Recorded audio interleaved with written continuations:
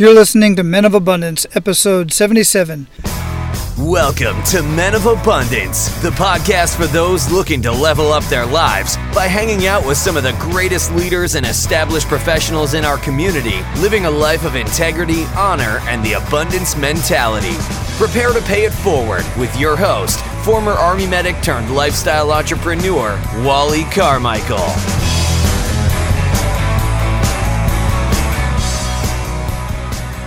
Aloha, Men of Abundance. I am excited to be here today, and I'm excited to introduce you to another amazing featured guest, Mr. Kenny Cannon. And as usual, before I introduce Kenny, I want to give you the opportunity to be abundant in your life today by simply sharing this episode, leaving a rating and review on iTunes. You know you can go and do that under the podcast player at menofabundance.com/077. If you're not already there, go there, click on the link that says subscribe, make sure you're subscribed, and then leave a review. Not only does that help the show get found in the search engines, but it's validation for me. It lets me know that there's people out there listening. Yeah, I see the downloads, I can see the numbers, I can see people in 38 countries are downloading the podcast and listening to all of these amazing conversations. But I really love to hear from you, and one of the ways you can do that is to leave a rating and review, telling me and everyone else around the world what you're getting out of these conversations on Men of Abundance. I truly appreciate it, and I read every single one of them. I truly appreciate that.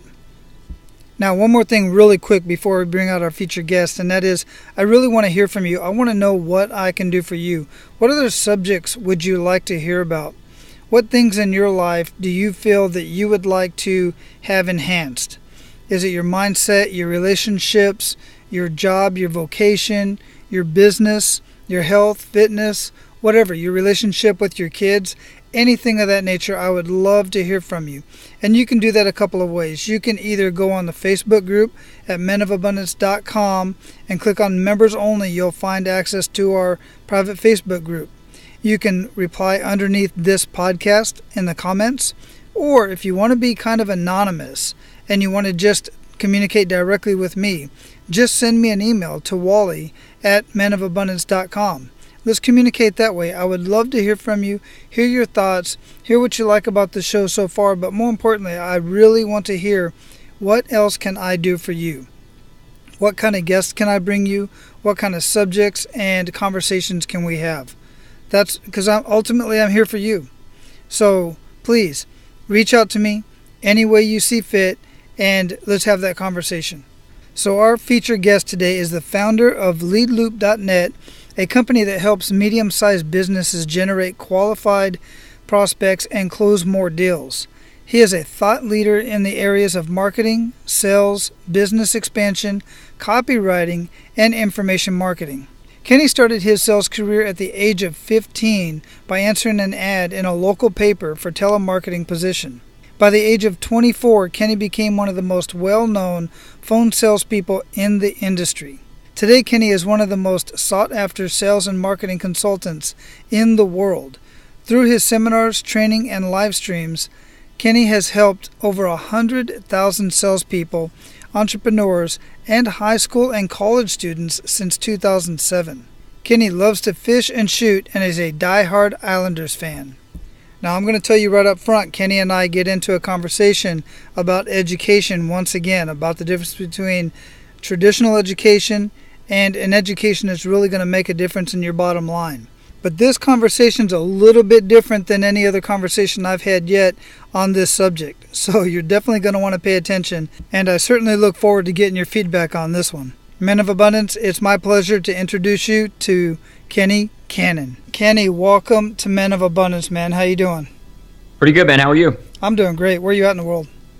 I am in Long Island, New York. Man, I say this every time. I got a couple folks that have been on the show from New York. I have not been there yet, but I've got some family down there on my wife's side. And, man, I just got to get down to New York. Yeah, it's a nice place to visit. Terrible place to live. You know, a lot of people say the same thing about where I'm at. I'm out here on the island of Oahu in Hawaii, and I can agree. It is. I've lived here for a total of 9 years, but it's got its issues. It's got its pros and cons for sure. Yeah, especially when I'm out on Long Island, but when you get into the city, it's just like, I mean, I don't even like driving through there. I try to take the Staten Island route when I can. Yeah, it's funny. My son and I were just talking this weekend about that, and we are definitely not big city guys. I mean, I grew up in Phoenix, Arizona, which you could consider a big city, but it's spread out as opposed to New York. It's, everybody's all in one smaller, geographical location, as opposed to Phoenix is just so spread out. Yeah, I mean, I'm basically a redneck stuck on Long Island. I mean, I like to shoot, I like to fish, I like to, drive on the beach in my truck and all that kind of stuff. So I'm not a New York guy at all. I happen to be born and raised here. That's about it. Isn't that something? So they don't let you romp on the beach with your truck? Oh, they do, but it's very regulated. There's only certain. It's funny. I live on an island, and to go fishing, it's like I got to sneak through backyards and everything. It's crazy. There's crazy. No access whatsoever, and yeah, it's terrible. The whole thing is terrible. That's interesting. Well, before we get too much into the show, Kenny, I like to start my show basically the same way I start pretty much every single morning, and I'm really big on this. So I like to start with an attitude of gratitude. What do you have to be grateful for today? Well, it's the same thing I have to be grateful for pretty much every day is my ability to act regardless of how I feel, and also my ability to model other people. I think those are the two things, without those two things, I wouldn't be where I am today. So that's a really interesting answer, and I like it. Can you expound on that? What do you mean specifically? Sure. Well, most people, they feel something, and then they do something, and then they become something. So they feel hungry, they eat chips, they become a fat slob, right? I mean, that's the basic model for everybody. Right. But if you become something first, like you become the successful person, and then you act according to the successful person's way of acting, regardless of how you feel, then you're going to get close to those results. The only way you do that, though, is if you can act regardless of how you feel, and you know who you're modeling. You know the person that you're going to use as the model for your map, or like where you want to go is the best way to put it. Right. Very well put. I like that. So before we got started with the show here, give a very brief bio of who you are, what you're doing, and it is very brief, but because I like to hear directly from you. On Men of Abundance, we like to get to know the person behind the abundance and the person behind the greatness. So let's get to know Kenny a little bit. Let's get a little bit personal. Listen, man, I'm a salesman. The bio is the bio, and the fancy words and the company names and everything else. That's all I am, man. I'm not an entrepreneur. I'm not a business person. I am a salesman. That's all I do. I don't care about anything else. I don't care about customer support. I don't care about product development. All I care about is selling stuff. That's it. And I've been doing that my whole entire life. Since I'm 15 years old, I started off selling cell phones, moved into the stock business, sold mortgages, sold cars, started my company in 2007. I actually got fired from the car business and then picked them up as my first client for my consulting company, and then went on and started an information publishing business, and now we're doing more consulting stuff in a little bit of a different angle. But it's not about passion. It's not about what I love to do. It's not about what I wake up dreaming about every morning. It's about what can I sell to people that they are willing to buy and that they're willing to pay for right now. That's it. I dig it. And we have the conversation. I recently had a conversation, in fact, with Billie Jean Shaw. And we had this conversation about sales and what a salesperson truly is. And so many people don't realize that they themselves are, in fact, salespeople. Many people. I mean, just about everything you do in life, you have to be able to sell somebody on your perspective, to date me or whatever the case may be. So what would you define basically for those that because there's so many people out there that say, I'm not a salesperson, my wife for one, I'm not a salesperson, or I hate sales, I can't do sales. What would you say to that person? Well, first of all, it's not true. Every single person in the world is a born salesperson. Every single person. And every person loves to do it. The problem is this. The problem is when you transition from your personal life to your business life. So what I mean is this. Does your wife like to read? Yeah, absolutely. Does she have a favorite book or something? Several. She reads a lot, mostly novels and stuff like that. Right. So if she had a book that she loved, and she knew that I liked reading the same type of book that she likes to read, and I never read the book that she loved, the first thing she would tell me is, you got to read this book, you got to read this book, you got to read this book, right? Mm-hmm. She's selling me something. Absolutely. It's the same process as what I do for a living. The only difference is that she actually loves the book, loves what she does. And that's with everybody, right? I mean, somebody goes to a pizza place they love. They know that your family likes pizza. They say, hey, you got to go here. You got to check it out. And then they say, oh, I'm not a salesperson. Well, they are. The problem is they can't transition that personal side into a business side. And I believe the main reason why they can't do that is because most people are selling stuff that they truly don't believe in. Now, that is not, most people will tell you you have to believe in the product you're selling. That's also a lie. That's not true. You don't have to believe in the product you're selling. I've sold hundreds of thousands of different stuff that I didn't believe in. The stuff I didn't even know about until I got on the phone with somebody. So you don't have to do that. But for most people, when they're starting off, you have to believe in what you're selling because you can't make that transition.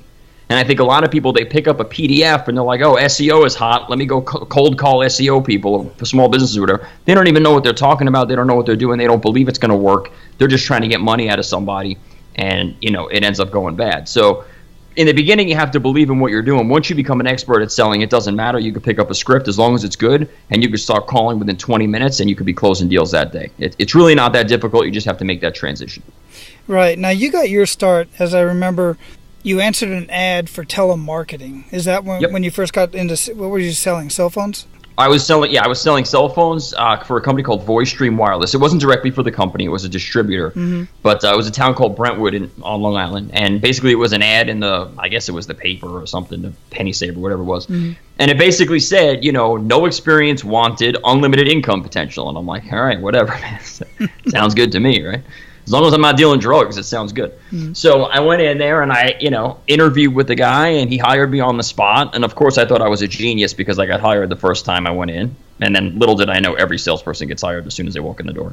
But I started, I guess it was the next day or 2 days later. I was terrible at it for the first 1,000 calls, and then I became one of the best people in the place. I was working after school, and $20 a phone, and he basically told me, here are your leads. You're going to read this piece of paper to these people, and every time they say yes, you get $20. I'm like, this is the greatest thing ever. And that was it. I just hammered away. Yeah, that's interesting that you said you got good at it or started getting good at it after the first 1,000 calls or so, because that's a really quick turnover industry. That's why you got hired on the spot. And most people quit after the first 10 or 100, if they make it to 100, just because they can't handle the rejection and all the other things that goes along with that. What would you say to, as far as you're talking to a teenager, would you recommend that they go into that industry as one of their first vocations? I would recommend they go learn how to sell stuff. I mean, whether it's that or something else. I mean, that's why I love, to a point, there are some things with this, but that's why I love things like the Girl Scouts when they sell cookies.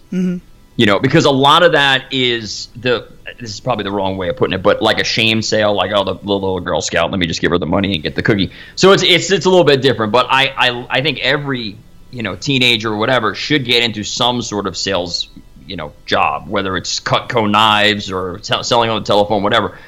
Anybody can walk into a telemarketing room and get hired on the spot, like we just said. So yeah, it's a great place to start. I don't really care about the money when it comes to, working with kids. The money doesn't make a difference. Just get in there and get in a room and feel the environment. That, to me, is the most important thing. Feel the environment. You can call from your house and make just as much money as you can from an office, but you don't have the environment in your home.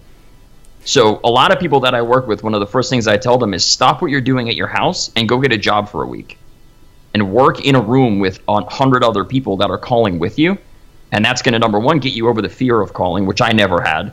And number two, it's going to get you into that hypey mode. And a lot of people don't like hype, but hype does sell. And when it's in a room of 100 people and they're all hyping together, it's just an environment and it pushes you forward. Again, you bring up a very good point. And when you said that don't worry about the money, just get in the room, that is the same exact thing I told my oldest boy and my 17-year-old. My oldest is 22. When he started getting into the job force, I said, look, don't go there. I know you want the money. I know that's what's attracting you. But listen, the payoff is paying attention to the employees, the system, the managers, the good ones and the bad ones, and watching what they do. And then pick and choose, basically what you like out of each of those individuals, because, and I'm gearing more towards leadership as opposed to salesmanship, but that's what I wanted him to get out of the experience. And the same thing with my 17-year-old. He was working at a Pizza Hut call center. And, not a whole lot of rejection, but although you would be amazed at some of the people that call these call centers. But he would come home with a different story all the time. But I said, that's awesome. Your customer service and sales are just extremely important because you're dealing with people. And that once you can learn how to deal with people and manage and handle people when they're pissed off or, whatever the case may be, the payoff is huge, especially as a young man getting into the job force. This is a kind of a funny story, but it's interesting that you say that about the pissed off people, because between the mortgage business I went down to 2006, so that's when I left. But between the mortgage business and the car business was the first time I ever sold in person, and I had no clue how to handle somebody face to face. So what I did to learn how to do that was I got a job at Fridays for a week, serving food. And I purposely screwed up everybody's order, and I pissed them off on purpose. And I ended up getting fired after five days, whatever it was. But I just wanted to learn how to deal with somebody who was irate I've dealt with it over the phone thousands of times, but I never dealt with it face to face. And I had to learn how to do that before I walked into the car business and started selling $20,000, $30,000 cars. So that's what I did. And it's like you said, it's not about the money, especially in the beginning when you're learning something. It's not about the money. It's about getting in the environment and, really trying to pick up something from that environment. Exactly. Absolutely. So, along the way, and I've seen some of the stuff that you're doing. I love what you're doing. We're going to get into it in just a minute about what you do specifically with the kids. I just absolutely love what you're doing there. But along the way and everything that you've done so far, everybody I've talked to always has at least one or two or several hundred kick in the gut moments, something that just took them to their knees for whatever reason. If you have a story like that, whether it's business, personal, something like that, I'd love to hear that story. Right. I really, two of them come to mind. The first one we were kind of talking about before we went on air here, but it's when I was in high school. I was at the phone place. I was selling phones over the telephone. And I remember this like it was yesterday. I was sitting in my science class. My science teacher was named, Mr. Thiel was his name. He had one thumb because he cut one off in a science experiment. True story. And I'm sitting there cutting open a frog, and I'm sitting and saying to myself, I know what I want to do. Why am I doing this? And I'm not giving advice to anybody here because I don't think this is right for most people, but I left high school the next day. It was one of my last days, 2 days later, whatever it was. I dropped out. Now, I ended up getting a GED and going back to college later on in life. But at that moment, I knew that's what I wanted, and that's kind of like when I was just smacked in the face by it, and like, hey, you got to wake up and you got to do this now. That's the first time. The second time was probably about 10 or 15 years later. I was sitting in Mike Filsame's office. I don't know if he's a big internet marketing guy. And sitting there working in one of his conference room, he comes walking in the room, and he starts drawing on the board, a big whiteboard, and he starts making all these boxes and like writing all this stuff down. And I didn't know what was going on. And he came to me and he's like, we're going to do a webinar this Wednesday to my list, and that's what you're going to sell. And I'm like, okay. And I didn't think I was going to do well because I had never done a webinar before.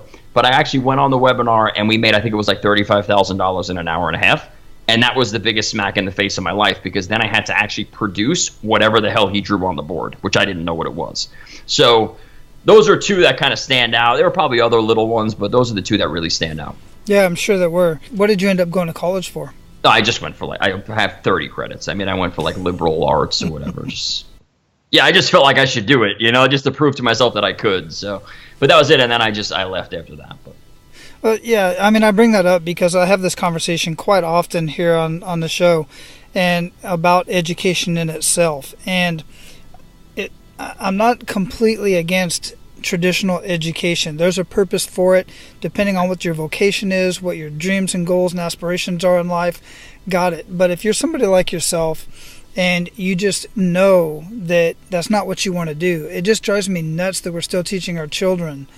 Yeah, I get exposing them to various different things, see what they like, see what they don't like. But once you realize you don't like a particular subject and you're not going to do that as a vocation for the rest of your life, why take the time and learn it when you can go out and take any number of courses? And especially today's day and age, there's so many courses that are online by people that are doing what they do, what they teach. Why spend $80,000 in 4 years of your life to go to college to learn something that you're probably going to get a $30,000 a year at best job working for somebody else? If you have the aspirations to be an entrepreneur or to go make money on your own, whatever you want to call it. Yeah, I mean, listen, I agree. I'm not totally against it. I do think, though, that if you're going to go to college, you might as well do something that's, virtually guaranteeing you at least a six-figure income. Go to be a doctor, go to be a lawyer, go to be an engineer, something like that.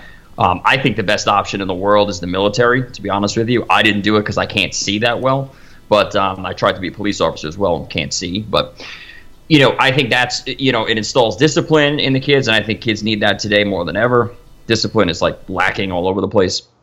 And it also works on a whole bunch. I mean, you went through it. Mm-hmm. I didn't. But I mean, I know a lot of people that did, and I just see the discipline that they have, and I think that goes a long way when you have someone who's protesting in the street because they don't want to work for $15 an hour. The military guy's like, dude, get up and do your job.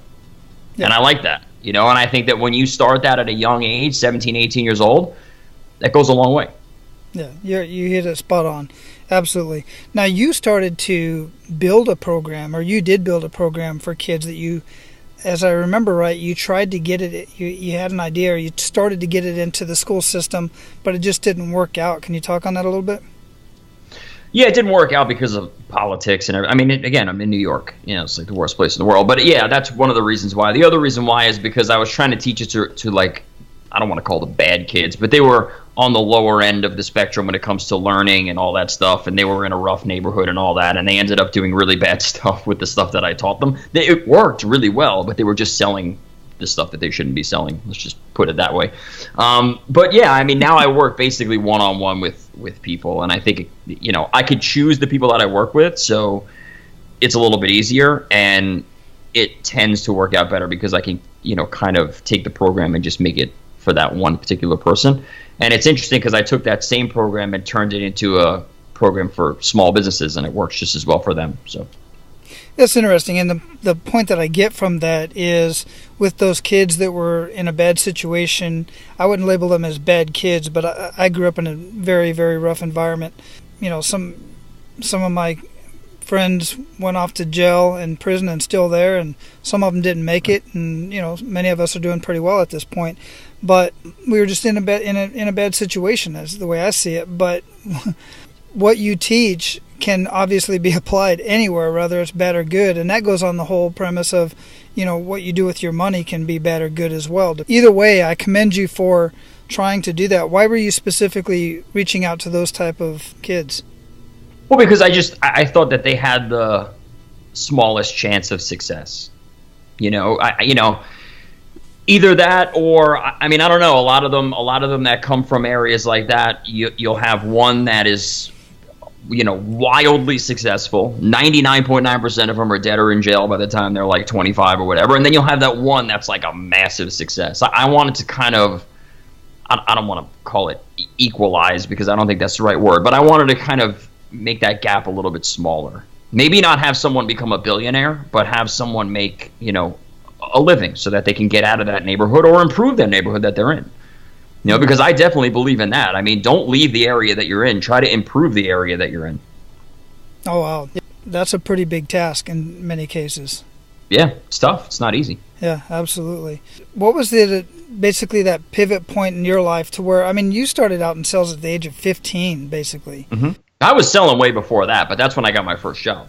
Yeah, I mean, I was too. When I was a little guy, I was basically going door to door, selling candy door to door. But yeah, for me, it was much more. I mean, I wasn't really doing any kind of that. Like, I wasn't selling door to door or anything like that. For me, it was like, convincing my teacher that I don't have to come to class and I could just show up for the test. That influencing more. When I was 12, you know what I mean? 13 years old, convincing my doctor that I don't need a blood test today because I don't want to get my finger pricked. Or I don't need a throat culture because I'm afraid of gagging. And I'm convincing people when I'm 10 years old. I'm negotiating with doctors and teachers and principals and all that. And like I said, I did that my whole entire life. It was just like in me from the time I was born. And when most of us think back, when you're saying that, I'm thinking of my 7-year-old now, who, yep. He's negotiating that he doesn't want to eat something specific for dinner or doesn't want to finish everything that's on his plate. He's actively negotiating that. That's pretty brilliant. And yeah. Kids do that, and they have that. And then somewhere along the line, as we grow up, we gain a fear to that. And I think it has a lot to do with just the way that, in school they're told to shut up and sit down and learn this, and you don't have a choice in the matter and stuff like that. So they basically just kind of lose that drive to do that. Yeah, I think it's that. I think it's parenting is the biggest thing. I mean, every parent in the world, every parent, teacher, guidance counselor, psychiatrist, psychologist, some are good, some are bad, but they all say one thing in common, and that's don't talk to strangers. Well, strangers have everything that we want. We're told that since we're 2 years old. Don't take candy from strangers. Don't talk to strangers. Don't look in their direction. Hold my hand. Like, all I do is talk to strangers because they have all the money that I need. So why I'm not going to talk to my family. They're all broke. I want to talk to strangers because they have money. Right. And that's one of the things that we teach our kids from the time they're 2 or 3 years old. And obviously there's good intentions there, right? I'm not telling my kid to run around in the street and, what a flag cars down or whatever. But I mean, at some point you have to cut that off and start leading them towards like you said, door to door and whatever it is, but get them out of that comfort zone and try to build a new comfort zone so that they are comfortable dialing the phone or knocking on doors or prospecting or however you want to put it. Oh, yeah, absolutely. And there's other great ideas that you can do out there as well. Some of the things that I've done is, tell my boys, look, it's time to clean out the closet. It's time to get some of these toys you're not playing with anymore. And instead of just throwing them away, it's a nice thing to go donate them and give them to somebody. But the other thing that you can do with some of the higher dollar ones is put them on Craigslist or put them on now they got the Facebook buy, sell, trade type of stuff. And learn how to sell that stuff. Learn how to write up a little script or something like that. Describe the product.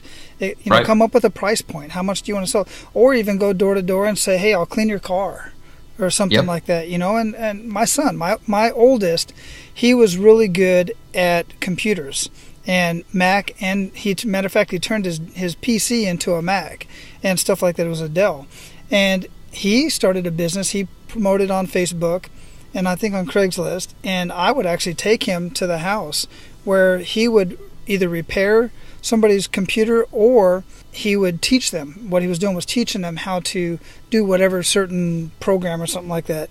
And he would, charge by the hour. But I would, of course, I'd be outside, I'd meet the guy, and I'll be out here, listening to the radio, listen to a podcast or something like that. And I just thought it was a great thing. And he came up with that idea. Yeah, I mean, listen, if somebody, I always tell people that I work with, don't become an expert in anything unless you're going to become an expert in selling stuff, because I think that you can always hire out all the technical stuff. But if you're really good at technology or whatever, I'm not good at that stuff at all, but if you're really good at that stuff and you know how to sell it, then you're in a really good spot. I think most people, though, they're really good at search engine optimization or programming or whatever. But I mean, these guys couldn't close a door if it's sitting right in front of their face, So they're terrible at selling stuff, but they're really good at the technology side of it. And what happens is they walk into a plumber's office, they start talking about Panda and Penguin updates and backlinks, and the guy's like, dude, I fix pipes. I don't know what you're talking about. I walk in there, I'm like, I'm going to bring you in more broken toilets. And they're like, okay, let's do it. Because I'm a salesman. I don't know the technology stuff, but I can hire someone that does. Yeah, it makes sense. Absolutely. And I'm all for that as well. So let's talk a little bit about your program. I'm very interested in your program and what you do. I know you work with adults as well. What specifically describe a little bit about your program that you use when you're working with the kids. With the kids, it's very simple, and it's the same thing, really, but it's the same thing for everybody. But with the kids, it's just a little bit more, I guess, I don't know. I don't want to say easier, it's just different. So there's really 5 things that I do. Number 1, prospect. Number 2, pitch. Number 3, close. Number 4, provide. Number 5, preserve. Those are the 5 things. If you're not doing one of those 5 things, then you're wasting your time. Like, I think building a website is a complete waste of time. Complete waste of time, because it doesn't fit one of those 5 things. Now, if you're making $1 million a year in your business, you want to build a website, that's fine. My company still doesn't have a website today. We've been in business since 2007, 10 years, and we never will have one because we don't need one. All of our stuff is done through the telephone. So prospect, pitch, close, provide, preserve. You have to prospect all the time. Bringing people from cold to warm is the most important thing ever. If you can't do that, then you're screwed. It's over. After you do that, once they go from cold to warm, they know who you are. You have to pitch them, and you have to pitch them hard. This is where the belief comes in we were talking about before. If you're new to sales and you don't believe what you're selling, you're not going to be able to pitch them hard enough to close them in step number 3. And if you can't close them, you can't provide anything, which is what you're getting paid for. And if you can't provide anything, then you can't provide greatness. And if you can't provide greatness, you're never going to preserve anything that you just gained. Wow. It sounds about as simple as it is. Yeah, I mean, it's really not that difficult. People make it seem difficult. They want to get into technology and stuff like that. I don't do any of that stuff, though. I mean, I think social media is a waste of time, complete waste of time. I think Facebook is a joke. I think all that stuff. Listen, everybody wants to build an email list. You got a phone book right in front of you. What are you doing? The open rates, and I did a study on this. The open rates in an email list are the exact same as the contact ratio I get on the telephone. So why am I going to waste my time? I mean, I have an email list, but why am I going to waste my time spending money and all this stuff, building an opt-in form and all this other, when I could just call people? To me, it doesn't make any sense. There's never going to be an update to the phone book that shuts my telephone down. But there will be an update to Facebook that shuts your opt-in form down, and Google and everything else. It happens all the time. Yeah, all the time, several times a year. Yeah. Yeah, it's very interesting we're having this conversation because this really is completely contrary to everything that I've learned about sales and marketing and business, especially over the last 10 years or so. I mean, everything is about sales funnels and SEO, search engine optimization, Google searches, all this other kind of stuff. What platform are you using, so on and so forth. And I admit I'm all caught up in all of that. So I'm very intrigued in learning more about specifically what you're doing, because I've done the whole cold calls. I have no problem calling people and doing stuff like that. It's stuff that, as long as I'm, know what I'm talking about. Like you said, I don't have to be passionate about it. I just got to know what I'm talking about. So it's very refreshing to have this conversation. Yeah, I think the reason why that is because, I think a lot of people out there that I look up to and that I like, friends of Russell Brunson, Mike Filsaime, all these people, the internet marketing crowd, they understand that 99.9% of people are not like me. They're not going to pick up the phone. They're not going to knock on doors. They're not going to sit in a meeting. They want the hands-off, hide in your living room under the blanket, shades drawn type of deal. They're scared to death to do anything. They don't even want to leave the house. Words are causing people to commit suicide. It's insane. People are so offended by everything. They realize that. So what they do is they put together products and programs where you can get a similar result, even though it's not as good as what I can get on the telephone. You can get a similar result by using things where you can hide under your desk all day. I think that's weakness, but I mean, whatever works, right? No, it's a very good point. Well, they also know, unfortunately, that probably the same percentage, 90 some odd percent, aren't going to do anything with their like Russell Brunson. I know him well. I don't know him personally, but I know of him. I've got his books. I've been through a lot of his stuff, and same thing. 90% of the people that purchase his products and stuff are never going to do anything with it anyway. He's making the money off the tools. It's like the gold rush. He's a fantastic guy, fantastic salesperson, and I use a lot of his stuff. I use ClickFunnels. I read his book, and he's a great guy. I'm not saying what he's doing is wrong, but what I am saying is that it's probably better than what I do, because they realize that their market is, they don't want to do what I do. See, I'm trying to push what I do into the market. When people, I know people don't want to do what I do. I get it, right? They're like, listen, I'm not even going to mess with that stuff because I know they don't like it. I'm just going to go with what people want, and that's it. But I like to do things that I know 100% guarantee work every single time. For those who are willing to do what you do and get good at it, then the payoff's huge, because the market in that area is very low. As far as who else is doing what they're doing. The payoff is huge too, because once you learn how to do what I do, you never have to worry about money again in your life. Yeah, very good point. And that's true freedom. It's not necessarily about how much you have in the bank account. It's knowing that I could lose it all tomorrow and get a job in a car showroom the next day and be making $3,000 a week that week. Yeah, that's huge. And it's not a sales funnel. It's not ClickBank. It's not PayPal. It's not Facebook ads. It's me knowing how to influence other people. And it's a process. It's not me just guessing. It's not a random conversation. It's a process that I use. And it's a process that a lot of people, it's not me, it's a process that a lot of people use. Right. No, it is. Absolutely. The most well-paid profession in the world is sales. There's no doubt about it. It doesn't matter what you're selling. That's by far the biggest paid occupation. So, Kenny, at this point, we're going to pay it forward to our abundant leaders. You ready to do that? Sure. Awesome. So give Men of Abundance 1 to 3 actionable steps that they can take today. Well, it would be probably 4, but prospect number 1. We can break them down if you want. Prospect number 1. You have to pitch, and you have to pitch hard. I am a very big proponent of pressure all the time. Then you have to close like a crazy person. Again, pressure. I'm a big fan of pressure. You have to put pressure on people to buy your stuff, and then you got to provide it at the end of it. Those are the 4 things. And 1 and 2 are the 2 biggest, right? 1 would be the most important thing in your life. Because again, if you could bring people from cold to warm, you're 90% of the way there. If I'm selling cars and I could find people that just got into an accident and got the insurance check, I'm golden, right? I'm not going to stand in the mall saying who wants a car, who wants a car, who wants a car. That's crazy, okay? But what I will do, if I can prospect well and find the people who actually need the car, can afford it, and can make a decision right now, I'm 90% of the way there. I don't have to be an expert closer to do that. I got to prospect well. So that would be number 1. You have to pitch, and you have to pressure people into buying your stuff. You have to close, and you have to pressure even harder, and then you have to provide more than what you promised. But don't under promise, over deliver. That's stupid. Promise the world and then deliver even more than what you promised. Agreed. I do agree with that. I've heard that many times, and I've always thought the same way. So I want to get a little bit more into that. How would that look? How would 1 and 2 look? Let's use the car analogy, for instance. Your car now? Okay, perfect example. So when I sold cars, the way that I sold cars, and this is how I got my first consulting gig, the way I sold cars was I said, okay, where can I find people who want to buy new cars? That's the first thing I said to myself. And I said, okay, well, obviously if somebody's selling a car, they probably need a new one. Most of them probably bought a new one already. That's why they're selling the old one. But some of them are probably going to want a new one, right? I can spend my time waiting for the dealership to bring me in leads, or I can be proactive and I could find people who are selling their car.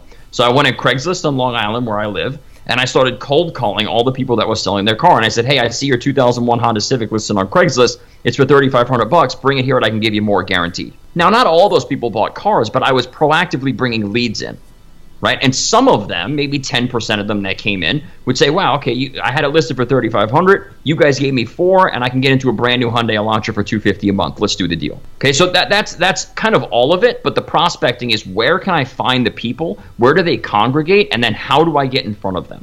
Okay, I like that. So how would that look in the case of, say, just some random product that somebody has access to, or something like that? You have an example like that? Well, yeah, you'd have to kind of give me what the product is, though, or the service, and then I could tell you like how it would work. Something that, for instance, a kid would have access to. So like Legos or something? Possibly, yeah. All right. So I mean, if you wanted to sell like your own version of Legos, that's a really tough one because it's a 2-part process. But basically, what you would have to do is you would have to first get in front of the parents, and then convince the parents that your toy is somehow better or different or more efficient than what they're currently using. Then you have to do the job of selling it to the kid.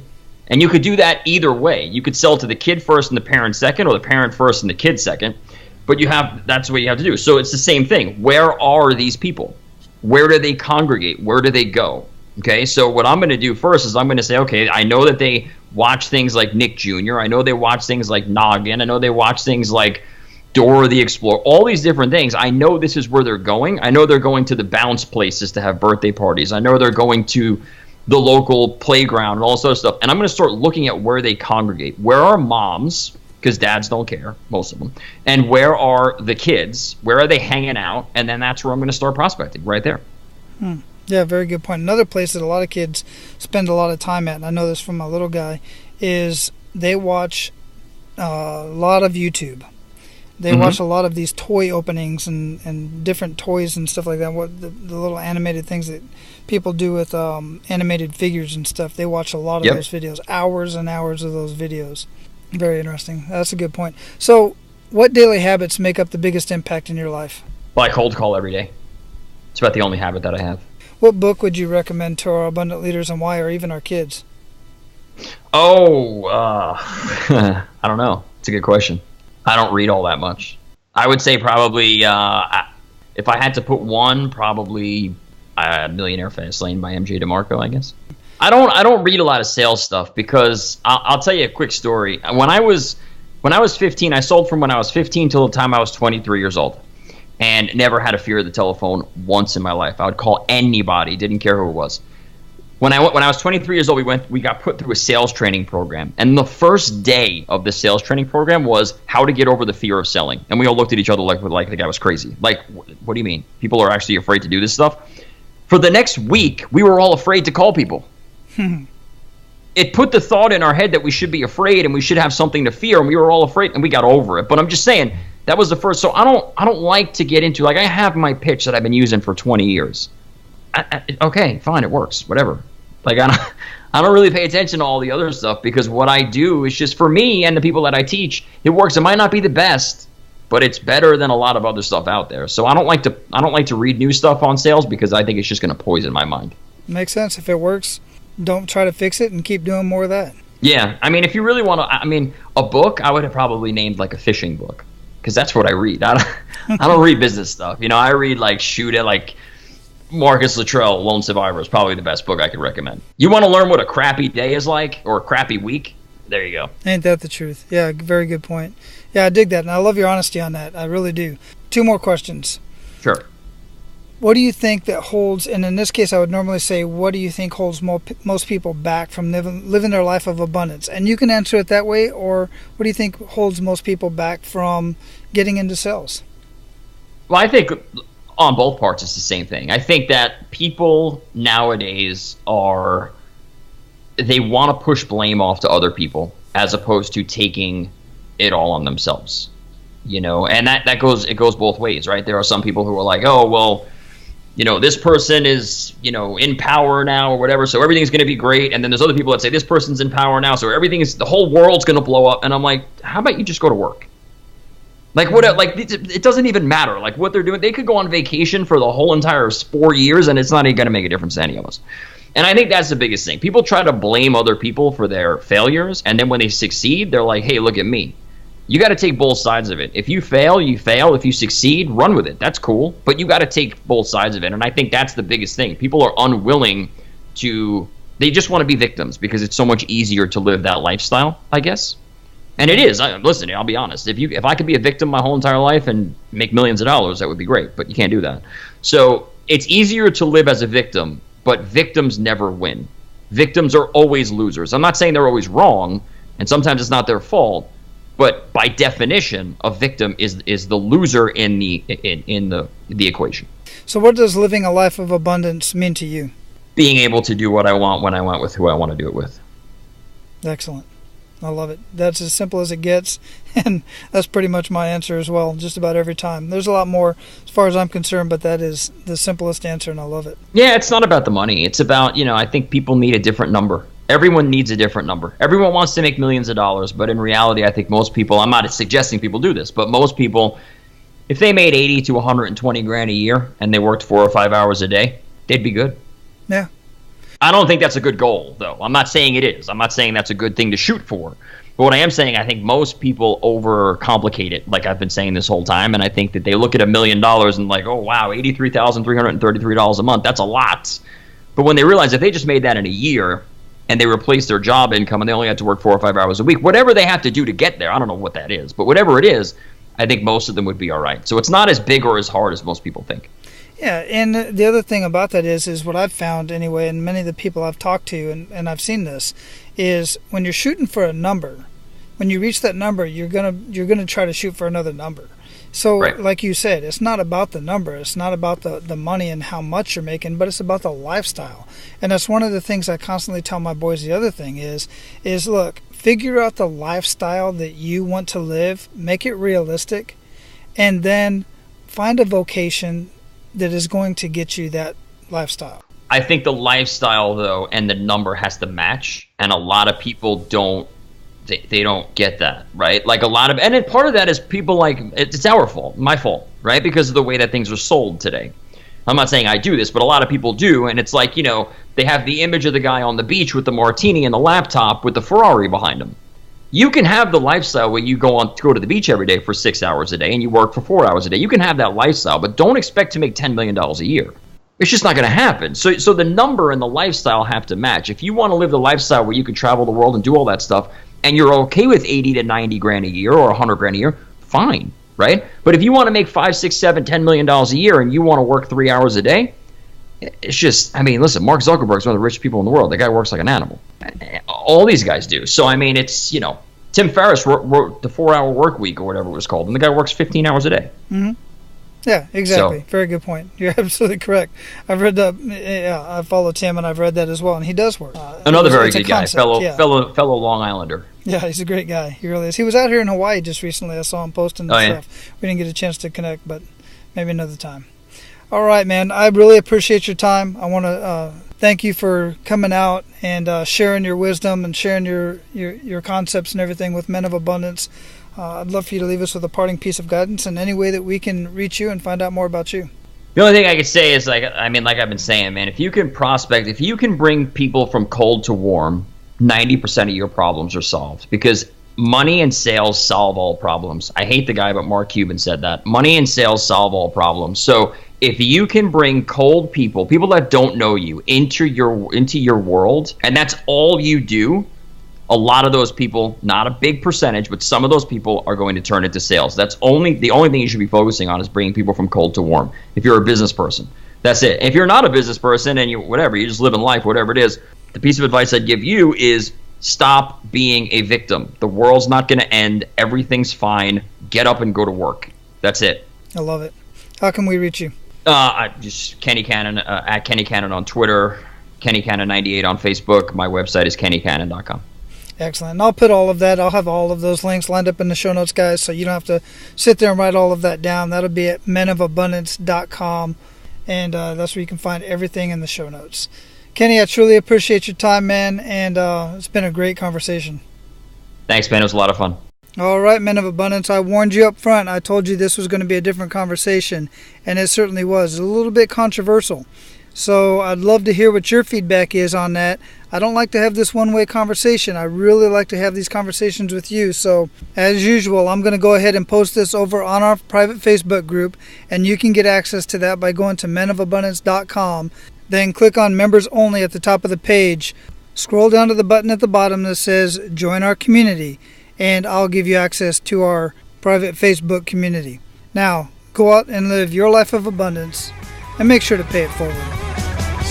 That's all for today, Abundance Leaders. For more about our guests and the powerful information we shared with you today, be sure to sign up for our mailing list at menofabundance.com. We appreciate your time and look forward to hanging out with you on our next episode.